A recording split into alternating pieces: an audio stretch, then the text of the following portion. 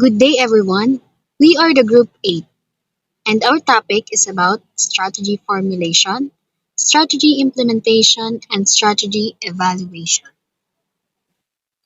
Hi, I am Judrumels E. Gonzalez, and together with my partner Justin Doredo, we will report about strategy formulation. So, what is strategy formulation?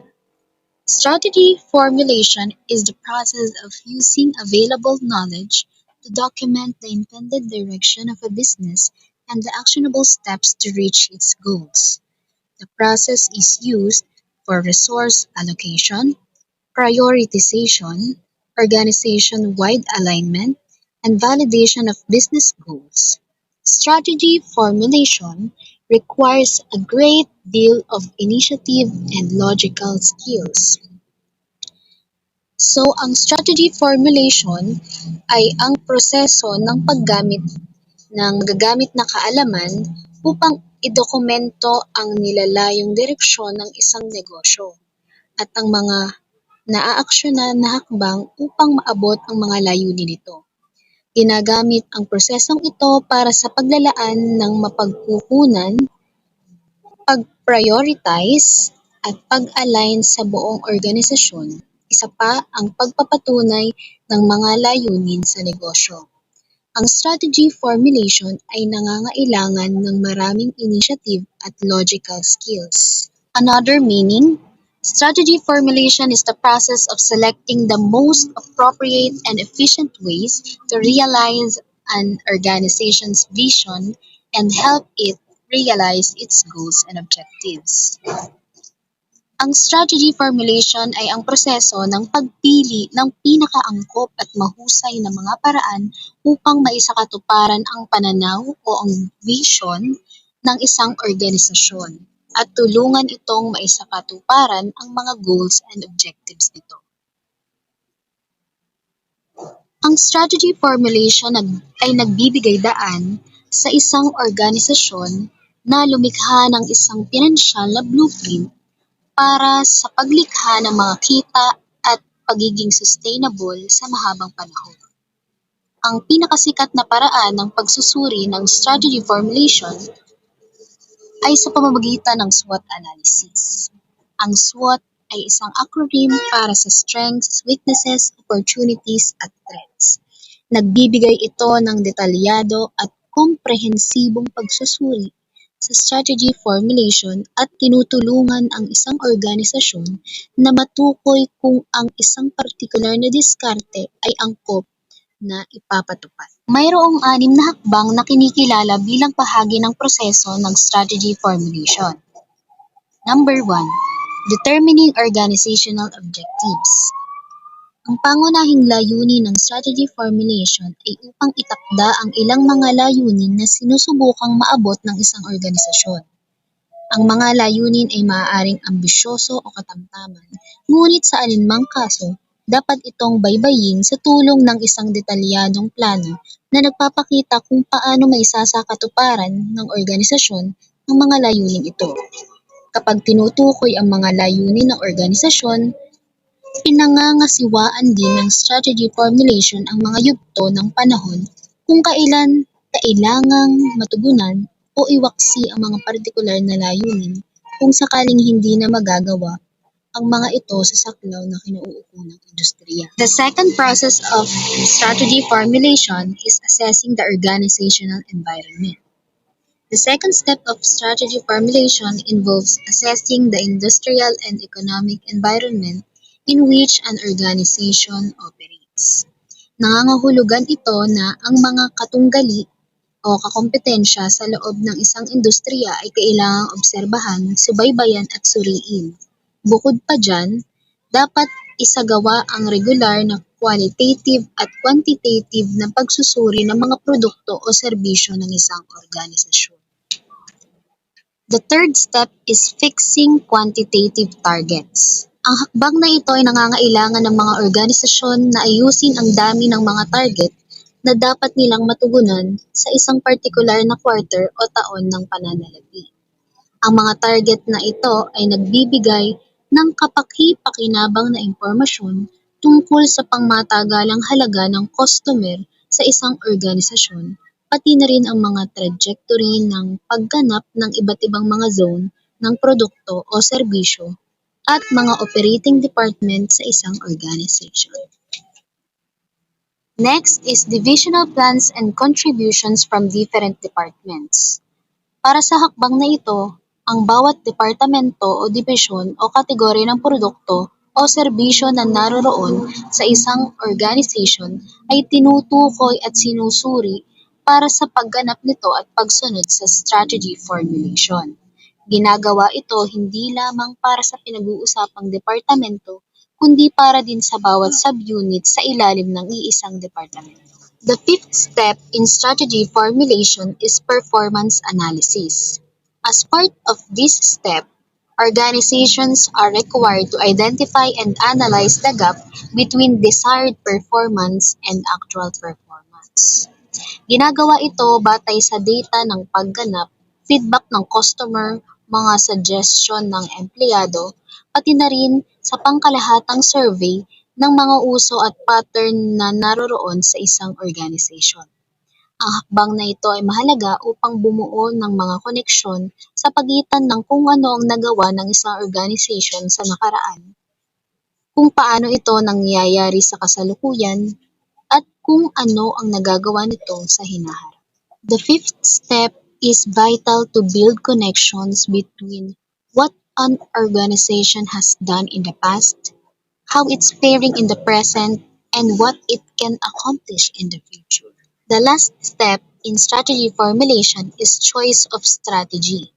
The previous five steps of strategy formulation are supposed to culminate in the sixth and final step of deciding the actual strategy for an organization.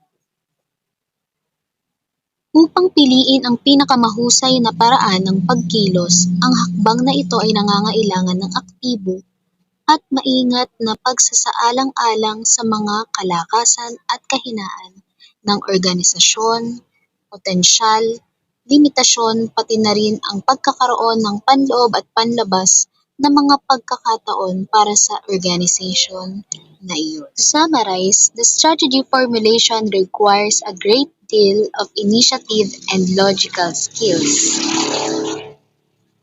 The most popular way of examining the strategy formulation is through SWOT analysis, or it is the acronym for strengths, weaknesses, opportunities, at threats. At ang strategy formulation ay may anim na steps. First, determining organizational objectives. Next, assessing the organizational environment. Third, fixing quantitative targets. Fourth, divisional plans and contributions from different departments. Fifth, performance analysis. And lastly, choice of strategy. So that's the end of my topic. Again, I am Miss Judy Miles E. Gonzalez. I hope you learned a lot from me. And if you have questions, kindly ask me after this video presentation. Hi, good day. I'm Justin Dorado and I'll be discussing why strategy formulation matters, levels of strategies, and why is it important. So, why should any organization spend time and resources on strategy formulation? And the answer is simple. Without true strategy formulation process, it isn't possible for any organization to survive. And also, they can survive on a competitive industry. And I have the following list of ways in which strategy formulation matters to an organization. Number one, strategy formulation provides a roadmap for maximizing an organization's return on investment, or ROI. So, ito yung unang reason why strategy formulation matters on an organization. Dahil nagpa-provide siya ng roadmap. Pag sinabing roadmap, ito yung nagsoserve as a guide sa isang organization to let them see or forecast if na-maximize ng organization yung or nabalik sa organization yung investment na na inilabas nila or yung money for investment or money for equipment or or money to start product, mga startup cost. So makikita dito if bumabalik yung mga perang inilabas. Ayun. Next is its true strategy formulation that resource allocation and exact role division take place in an organization.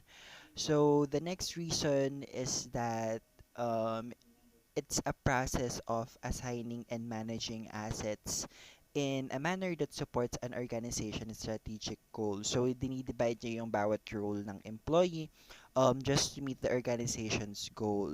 Nag-a-assign siya ng mga tao na magmamanage sa mga assets, sa labor, or yung work of an employee para ma-meet yung organization's strategic goals. The third one, strategy formulation offers clarity on the big picture when it comes to organizational objectives and make sure that all employees are on the same page. So, when we say big picture, ito yung parang pinaka conclusion nila sa organization. I mean, fino-forecast nila or fino-foretell nila yung maaaring mangyari sa organization nila. And also, sinisiguro nila na lahat ng employees nila ay are on the same page. When we say on the same page, kung ano yung objectives ng company is ayun yung gustong gawin or ayun yung gagawin ng mga employee or lahat ng employee. They are on the same page to meet the goals or to meet the objective or to become successful. Last one is a rigorous and regularly evolving strategy formulation keeps track of competition for the organization and prevents complacency within the management and employees. So, ito yung last reason why strategy formulation important or matters on an organization dahil nagpo-provide siya um, ng track or ng view on how to manage the competition or para mapakita dito yung mga kalaban or maaaring maging kalaban ng isang organization. And also, nagpe-prevent siya ng complacency or within the management and employees. So, when we say complacency, ito yung pagkainggit. Say, for example, naiinggit sa one's achievement. Say, for example, yung employee is na-promote or na-hire, possible or tendency na mainggit. So, dito sa strategy formulation, it helps to prevent that kind of attitude towards the employee or the co-workers or also on the management or on the team. And napakahalaga nun na walang galit or hindi naghihilahan pababa yung mga employee para ma-meet talaga nila yung goal na gusto nila. Also, it's important na, sabi nga sa number 3, na employees and the management should be on the same page para ma-meet or para maging successful yung organization. Now, we have the levels of strategy formulation, and there are 3 levels of strategy formulation, also known as 3 types of strategy formulation. And these 3 levels of strategy formulation refer to the different ways in which strategizing can take place at an organization. Now we have the corporate level strategy. This is among the most important types of strategy formulation and used to outline the precise requirements of an organization, which are the growth, acquisition, stability, or retrenchment. This in turn shapes the nature of the work that an organization does, the timeline it has to follow, and the resources that are at its disposal. So ito yung pinakamahalagang type of strategy formulation or level of strategy formulation dahil ginagamit siya to outline yung organization growth, yung paglago ng organization, acquisition, stability, or yung pagiging matibay or nagsho-show ng pagiging stable ng isang organization, and also it helps to shapes the nature of the work to maintain the organization or the company, to maintain running, And also, this has the timeline, and it has to follow the resources and the disposal. Next one is business level strategy. As one of the levels of strategy formulation that requires the most research and investment of time and personnel, the business level strategy has a specific purpose. The purpose is to answer the question, how exactly is an organization going to compete? And this takes into account an organization abilities to expand and retain a competitive edge in the market. This type of strategy formulation is particularly useful for those organizations that have several small units of business, each one of which is considered to be a strategic business unit. So dito sa business level strategy, so from the word itself, dito na measure or napapakita yung level of organization. This is how exactly organization is going to compete. So, dito yung mame-measure or makikita yung kung paano nakikipag-compete yung business or yung organization and another business, whether it's on the same field or on the same line or track of the business or on a different one. And also, organization abilities, dito na-expand yung organization or yung abilities or skills ng organization, dito yung adjustment. So, when they saw na natatalo sila ng isang business, they have to expand, they have to adjust on the condition or on the situation just to retain the competitive edge in the market. So we have to retain or to remain stable just to keep on track or just to keep running, 'di ba? And also this strategy formulation is useful to all small businesses or yung mga nagsisimula pa lang. Next one or last one is functional level strategy. This level of strategy is concerned less with the ideation and more with logistic management and execution. The focus of this level is primarily on growth and how daily actions, including allocation of resources, can help deliver corporate and business level strategies for the organization to reach its business goal. So dito more of logistic management siya or yung execution or pag-execute ng mga bagay na ganun. And also, it focus on the growth or paglago ng organization and how daily action is executed. So say for example, there are some basic problems that the organization had encountered in that particular day. Dito nandito siya or nakapaloob dito yung on how to take an action or daily action needed sa isang kind of situation or problem, including allocation of resources. So again, when we say allocation of resources, it's a process of dividing the labor to its management or to the employee. Um, at nakakatulong to deliver corporate and business level strategies. So, for the business to reach its business goals or to reach its primarily goals. And last topic is importance of strategy. The formulation of strategy forces organization to examine the prospect of change in the foreseeable future and to prepare for change rather than to wait passively until market forces compel it. Strategic formulation allows the firm to plan its capital budgeting. So we have 5 tips for successful strategy formulation. And number one is we have start with purpose. When setting out to create a winning strategy, the first question to ask yourself is, what's my organization purpose? So ayun yung unang question. Ano nga ba yung purpose ng organization? Why you build that kind of business? Why you build that kind of organization? Ano yung purpose nito? Ano yung purpose mo? Bakit mo siya binuo at ano yung purpose nito sa economy or sa mga tao, 'di ba? Ayun yung unang question lagi na pumapasok or nagte-take place and can give you tips on how to be successful on the kind of organization that you choose to track. And the next one is we have consider current events. When current events shift and create new challenges and opportunities, the way your organization responds can lay the groundwork for its strategy moving forward. So, nandito yung mga current events na hindi mo naman masasabi or hindi mo ma-forecast.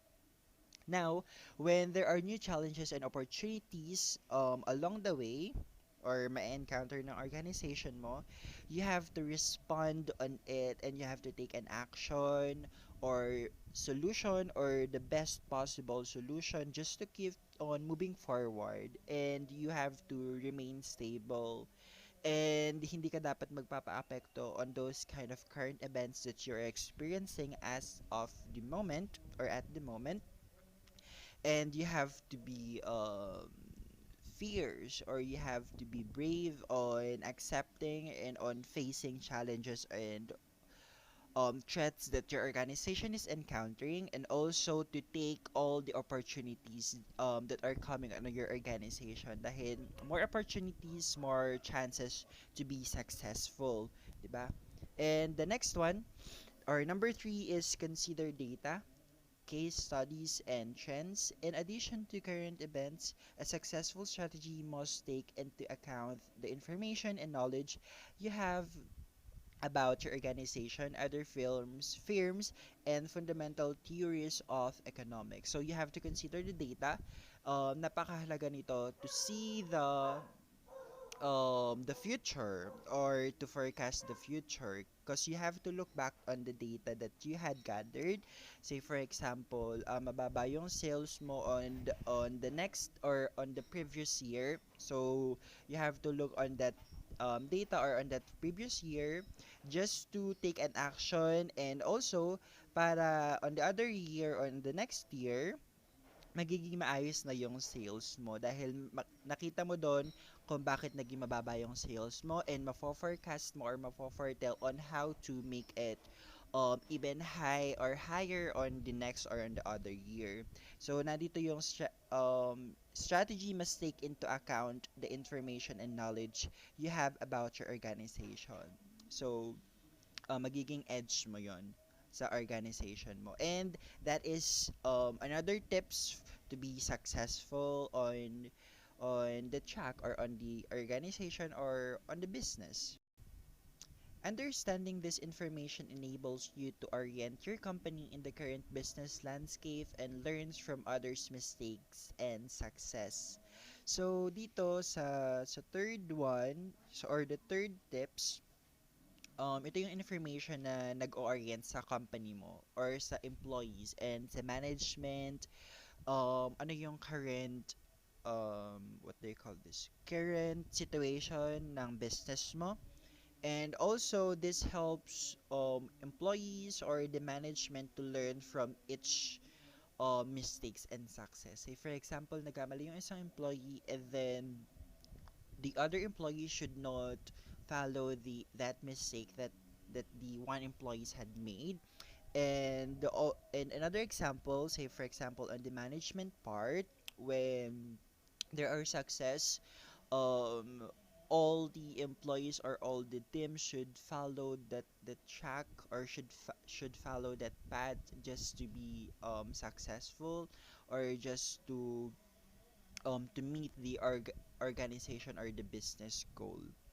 Next one, number four, set the effective communicate goals. Crafting a strategy is crucial, but it can't be successful unless it's effectively and artfully communicated to your entire organization, so that all employees feel empowered and responsible for reaching the company's goals. So communication is very important, not just on the organization or not just on the business. I think napakahalaga niya sa lahat ng bagay. And or communication leads to success. And it says here that if you communicate to your entire organization, employees will feel empowered, or they will feel special, and in that way, um pag-aayusin nila or pagbubutihin nila yung trabaho nila just to be responsible and just to reach the company's goal, and mafe-feel nila na you are all on the same page. So if you communicate, say for example, meron nagkamali sa organization, may isang employee na nagkamali, you should talk to that employee. If you are the owner of the employee, you should talk to that employee just to correct the mistake that she or he had done, just to feel or just to let him or her see that you are actually caring, or na meron kang um, na meron kang care dun sa employee na yon, and not to make him feel that he or she is not good, but rather to make him feel that you care on the mistake that he had made, and inaabangan mo, or you are looking forward to her, what do you call this one, to her success or to her growth. Last step is think of strategy as an ongoing process. Once you've formulated and communicated a strategic plan, it can be tempting to assume the strategic planning process is complete. So, dito, ongoing process. So, you have to also monitor, control the ongoing process. Kasi mahirap naman yung magpakampante ka or mag-assume na yung strategic plan na you had made is um ongoing or maayos yung process or has been successfully complete, 'di ba? So you still have to monitor it daily as possible, just to make sure or just to see if there's an improvement or if there's an um success, or if there's a growth dun sa strategic plan na ginawa mo or na na-build nyo as a team. That's it. And that will be the end of my report. Thank you so much for listening. Good day everyone, I'm Ani Ilagan Magsino and I'm going to discuss strategy implementation. It is the translation of chosen strategy into organizational action so as to achieve strategic goals and objectives. The strategic management process does not end when the firm decides what strategy or strategies to pursue. There must be a translation of strategic thought into strategic action. So, dito, ia-apply na yung ating mga strategic plans into action. This translation is much easier if managers and employees of the firm understand the business, feel a part of the company, and through involvement in strategy formulation activities have become committed to helping the organization succeed. Without understanding and commitment, strategy implementation efforts face major problems. So, mas madaling mai-implement yung strategy kung yung managers and employees is naiintindihan nila yung business and also meron silang involvement dun sa strategy formulation. Just like what I said, it is the process of turning plans into action to reach desired outcome. It is the art of getting stuff done. The success of every organization rests on its capacity to implement decisions and execute key processes efficiently, effectively, and consistently. So, sa strategy implementation, nakabase yung success ng mga organizations. So, meron din ditong sinasabi na a good strategy without a proper implementation is like a poor strategy or no strategy at all. So, tama naman yun kasi para saan pa yung mga strategy mo kung hindi mo din naman pala siya maia-apply ng ayos. However, having a good strategic plan is half the battle won, and other half is won through effective strategy implementation. The nature of strategy implementation. Successful strategy formulation does not guarantee successful strategy implementation. It is always more difficult to do something than to say you are going to do it. Strategy implementation is fundamentally different from strategy formulation. Strategy formulation and implementation can be contrasted in the following ways. In strategy formulation, it is positioning forces before action, while in strategy implementation, it is managing forces during the action. Sa strategy formulation, nagpo-focus ito kung paano magiging effective yung strategy, while sa strategy implementation naman is paano natin siya maya-apply ng maayos. And sa strategy formulation ulit is primarily intellectual, while strategy implementation is primarily operational. Strategy formulation requires good intuitive and analytical skill, requires coordination among few people, while on strategy implementation is requires special motivation and leadership skills, requires coordination among many people. Steps in strategy implementation. Implementing strategy is a process of putting strategy into action. It involves the following steps.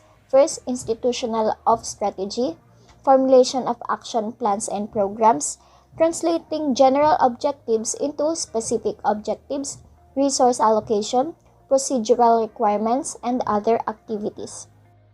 Institutional strategy, the first step in implementing strategy, and it involves two aspects. Communication strategy.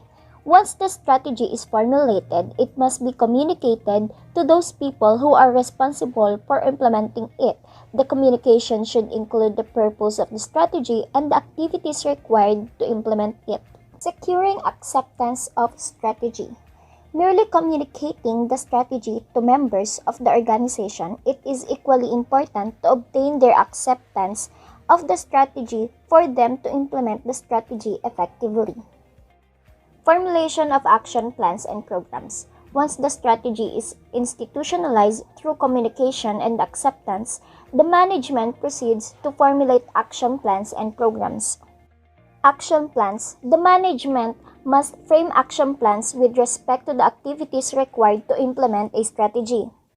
The manager must consider the following factors: purpose of action plan, activities required to execute the action plan, persons who would be performing the activities, resources required to perform activities. Programs. The manager also decide about the programs with respect to the strategy. A single-use plan designed to accomplish a specific objective, it clearly indicates the steps to be taken, the resources to be used, and the time period within which the task should to be completed. Translating general objectives into specific objectives. The top management frames of the general objectives. To make this objective operative, functional managers must set specific objectives within the framework of the general objectives. The translation of general objectives into specific objectives must fulfill two important criteria. First, the specific objectives must be realistic, achievable, and time-bound. Second, the specific objective should contribute to the accomplishment of general objectives. Resource allocation. There must be proper resource allocation to various units and activities. Resource can broadly be classified into three groups: financial resource, physical resource, human resource. The management needs to answer several questions with respect to resource allocation, such as where can resource be obtained from, which factors affect resource allocation, which are the means of resource allocation, what are the challenges in resource allocation. Appropriate solutions to the mentioned questions help the organization obtain resource from the right source, overcome issues allocation, and helps allocate resources for the effective implementation strategy. Procedural requirements. An organization must follow various procedural requirements to implement the strategy. Procedural requirements may include the following, if applicable: licensing requirements, import and export requirements, Foreign Exchange Management Act, Monopolies and Restrictive Trade Practices Act, labor legislations, Securities and Exchange Board, foreign collaboration requirements. Lastly, Other activities. Strategy implementation requires other activities such as creating or modifying the organizational structure, developing or modifying leadership style, building a suitable organizational climate. And here is McKinsey's 7S framework for effective implementation of strategy. Strategy, structure, systems, style, shared values, staff, and skills. That's all on my report. Thank you for listening. Good day everyone, I'm Erica Mediswaso and I'm going to report about strategy evaluation. All organizational strategies are constantly reviewed and revised. As the internal and external environments of an organization change, so should the company strategy to aid in the survival and growth of an organization. A standard process to evaluate the effectiveness of an organizational strategy is therefore essential. It ensures that the organization is on the right path and is constantly adapting in a dynamic market. Strategy evaluation is the process by which the management assesses how well a chosen strategy has been implemented and how successful or otherwise the strategy is. To simply put, strategy evaluation entails reviewing and appraising the strategy implementation process and measuring organizational performance. In the instance, the implementation of the strategy is not taking place as planned, say due to the limitation in the strategy that are blocking the achievement of organizational goals. Necessary corrective action should be identified and applied. Makakatulong daw yung pag-evaluate ng strategy para ma-improve natin yung mga na-formulate nating strategy and para malaman natin kung alin ba doon yung nagwo-work and alin yung hindi. And para makapag-contribute tayo sa ongoing development and adaptation of strategy to the changing condition and complexities in the industry. So, yung strategy evaluation daw ay nag-ooperate into two levels, yung strategic and operational. The focus of strategic level is given to the consistencies of the strategy with the environment or kung gaano ba ka-consistent yung isang strategy sa kanyang environment or dun sa business, while yung operational level, dito naman ina-assess yung isang given strategy based sa kung gaano ito ka-effective sa business. So next naman is yung mga bagay na sinisigurado ng mga strategy sa process ng strategy evaluation. Una na dito is sinisigurado ng mga strategies na tama yung mga premises na ginawa nila sa strategy formulation. Next is sinisigurado nila na yung strategy na ginawa nila ay nakakatulong sa business to meet its goals and objectives. Sinisigurado rin ng mga strategies na ginagawa ng mga manager yung mga dapat nilang ginagawa para ma-implement ng maayos yung mga strategy. They also make sure that the organization is performing well. Schedules are being followed and resources are being properly utilized. And lastly, they make sure na gagawin nila yung trabaho nila kung may kailangan man baguhin do sa isang existing na strategy para masigurado nila na mas magiging effective yung mga strategy sa business. So next naman is yung mga participants of the strategy evaluation. The stage of strategy evaluation requires the contribution of several participants who will be playing different roles throughout the process. Unang-una na dito ay yung mga board of directors. They takes on the formal role of reviewing and screening the executive decision in light of their environmental, business, and organizational implication. Although they are not directly involved in the evaluation and control of the strategy implementation process, they periodically take part in reviewing the organization's performance and results. Next is chief executives. They are responsible for all the administrative tasks of strategy evaluations and control.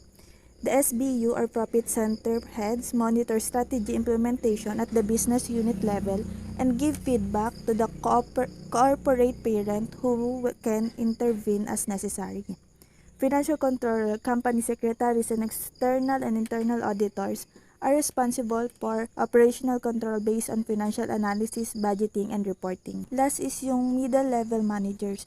They carry out tasks assigned to them by SBU heads or the strategic planning group and provide them feedback and information. They will also be participating in the corrective action in the case of the midterm revision in the implementation process. Next, yung importance of strategic evaluation. The pace of strategy evaluation helps ensure that the implementation of the particular strategy will help the organization achieve its objectives. Without this step in the strategy management process, it would prove difficult to identify whether the strategy implemented is generating to the desired effect. Makakatulong daw yung strategic evaluation para ma-check yung validity ng strategic choices na ginawa ng organization. Para rin ma-assess kung yung decision ba na ginawa during strategy implementation stage ay na-meet yung mga dapat na strategy requirements. Mahalaga rin yung strategic evaluation kasi nakakapag-provide ito ng insights and experience sa mga strategies na pwede nilang magamit sa paggawa o pagpaplano ng mga bagong strategy. Also, strategic evaluation is important kasi binibigyan linaw nito yung mga issues or problema na dulot ng mga pagbabago sa internal at external environment and para maiwasan at maging mas maingat yung mga organization sa paggawa ng mga maling desisyon. The next reporter will continue to discuss about strategic evaluation. My name is Raven M. De Los Reyes, and I will be reporting about the strategy evaluation process. Strategy evaluation process. The strategy evaluation is carried out in order to determine that the strategy is helping the organization achieve its objectives. It compares the actual performance of the organization with desired results and provide the necessary insight into the corrective action that needs to be taken to improve the performance of the organization. So, ang strategy evaluation process ay sinasagawa upang matukoy kung ang mga diskarte ng isang organisasyon ay makakatulong upang makamit ang mga layunin nito. Inihahambing nito ang aktual na performance ng organisasyon sa mga nais na resulta at nagbibigay ng mga kinakailangang insight sa pagtatama ng aksyon na kailangan gawin upang mapabuti ang performance ng organisasyon. There are 4 steps sa strategy evaluation process. The first step is establish standards. This step starts with determining what standards to set, how to set them, and the terms used to express the standards. To do this, first, identify the key areas of performance which are usually based on the key managerial tasks pertaining to strategic requirements. Standards should be set within these identified key performance areas. Second, the special requirements needed to perform each of these key tasks can be used to determine the type of standard to be set. And lastly, performance indicators that can satisfy these special requirements can be identified for evaluation. Establish standards or yung tinatawag natin na pamantayan. So first, kailangan mo nang tukuyin ang mga key areas of performances na karaniwang nakabatay sa mga pangunahing activities ng isang organization. Ang pamantayan ay dapat itakda sa loob ng mga tinukoy na key area of performances. And ang mga kailangang special requirements din ay maaaring gamitin upang matukoy kung anong uri ng pamantayan ang itatakda. Performance indicators have to be set on the basis of quantitative or qualitative criteria in order to make measuring performance easier. Kailangan din na ihiwalay natin yung quantitative criteria sa qualitative criteria para mas mapadali yung strategy evaluation process. Second step is measure performance. The standards of performance set will serve as the benchmark against which the actual performance will be evaluated. Based on these standards, managers should decide how to measure the performance and how often to do so. Sa second step, ang mga pamantayan na itatakda ay magsisilbing benchmark. Pag sinabing benchmark, ito na yung pinaka-standard. At batay sa mga pamantayang ito, dapat magpasya yung mga manager kung paano yung way ng pagsusukat at kung gaano kadalas ito gagawin. The third step is analyze variances. Evaluating the actual performance against the standard of performance will reveal whether the actual performance matches the budgeted performance, the actual performance differs from the budgeted performance in a positive way, and the actual performance differs from the budgeted performance in a negative way. The third step in strategy evaluation process is to analyze the variances. And when we say variance, it refers to the statistical measurement of the spread between the numbers in a data set. Last step is take corrective action. In the case the actual performance falls out of the tolerance limit, corrective action must be taken to solve it. The deviation can be caused internally or externally, predicted or random, or temporary or permanent. Last step ng strategy evaluation process is kung sakaling ang actual performance ay lumampas sa tolerance limit, dapat itong itama agad at kailangan ng agaran at tamang aksyon upang malutas agad ang problemang ito. Next topic is strategic evaluation technique. Evaluating the effectiveness of a strategy entails assessing the internal and external forces that affect strategy implementation. Following are a few techniques that you can use to examine these factors and make well-informed strategic decisions. So these are the strategic evaluation technique. First is the gap analysis, Second is the SWOT analysis, and lastly, the value chain analysis. First is gap analysis. A gap analysis is performed to identify and measure the gap between your current state of organizational performance and the desired state. It can be utilized to evaluate various aspects of the business from production to marketing. So, ang isang gap analysis ay sinasagawa upang matukoy at masukat ang agwat sa pagitan ng iyong kasalukuyang estado ng isang organisasyon at sa nais na estado nitong makamit. Maaari itong magamit upang suriin ang iba't ibang aspeto ng negosyo mula sa produksyon hanggang sa marketing.